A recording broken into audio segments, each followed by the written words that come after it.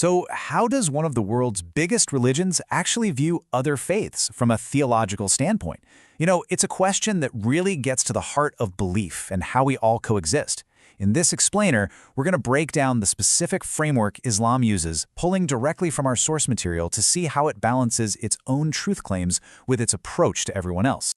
Here's the game plan. We've got 4 key ideas to walk through. First, we'll look at the concept of a single original message. Then, we'll explore why Islam is seen as the final, perfected version of that message.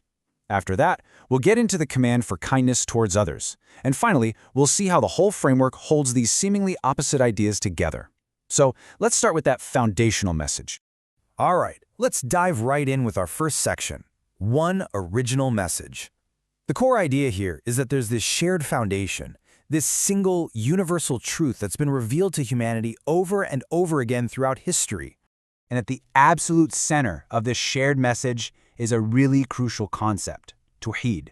As our source material lays it out, this is the belief in pure monotheism, worshiping one God, Allah and Allah alone. And what's so important to grasp here is that this isn't presented as some new idea, but as the original, fundamental message given to every single prophet through time. And this really helps visualize that idea of a chain of prophets. The belief is that this single message, this core idea of monotheism, was carried down through history by figures many of us know, from Noah to Abraham, Moses, and Jesus, and ultimately culminating with the Prophet Muhammad. So it establishes this incredible shared religious lineage, with each prophet basically delivering the same essential message from the exact same divine source. Okay, so if all the prophets were delivering the same core message, then what makes Islam distinct?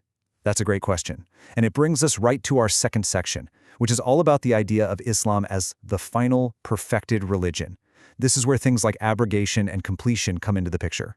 So here's the key distinction that's made. On one hand, you have the original divine revelations, pure monotheism, sent by God. But the view, as explained in the source, is that over time, these previous scriptures got altered or distorted. Because of that, the final revelation, the Quran, is seen as a kind of corrective that both completes and perfects that original message. This is a concept known as abrogation, where the final revelation basically supersedes and finalizes all the laws that came before it. And the primary scriptural evidence for this theological position, as our source highlights, comes from this very specific verse in the Quran. It says, "Indeed, the religion in the sight of Allah is Islam." This verse is absolutely central to understanding why, after this final revelation, Islam is presented as the definitive path to God. Okay, so with such a firm theological stance, you might be wondering, well, what about just day-to-day interactions? That brings us to our third section, a command for kindness. And this introduces what might seem like a totally different idea, but it's an equally important ethical rule for how Muslims should relate to people of other faiths. So, this really is the million-dollar question, isn't it? If there's a belief in one exclusive path to salvation, how does that theology actually guide how you interact with people who are on totally different paths? Well, the answer from our source material is actually quite specific. The source material makes it incredibly clear that this theological exclusivity doesn't just exist in a vacuum. Nope. It's paired with very explicit commands for really high ethical conduct. Muslims are told to be just, to be kind, and to be respectful in all their dealings with everyone. They're supposed to engage people with wisdom and good manners, and, this is critical, any invitation to Islam has to be done without any compulsion whatsoever. And this brings us right to our final section, where we're going to see how these two big ideas, exclusivity and ethical conduct, are actually brought together. Let's look at how the source explains this framework and resolves what looks like a real tension. So how in the world are these two ideas held in balance? It works like this. On one side, you have theological exclusivity. That's the firm, internal belief that Islam is the one and only path to salvation.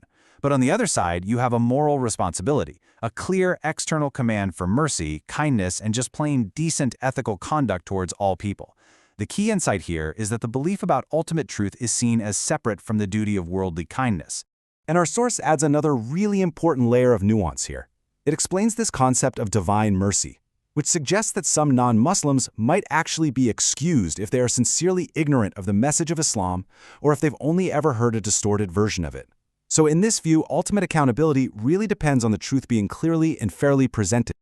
So, what's the big takeaway when you step back and look at this whole framework? It's this powerful synthesis. this ability to hold a firm, unwavering belief in your own path, while, at the exact same time, being mandated to show kindness and respect to everyone else. And that leads us to a final, pretty provocative question. In a world that often thinks tolerance means nobody can claim to have the ultimate truth, how does this dual framework challenge our modern ideas about what it really means to have faith and coexist with others?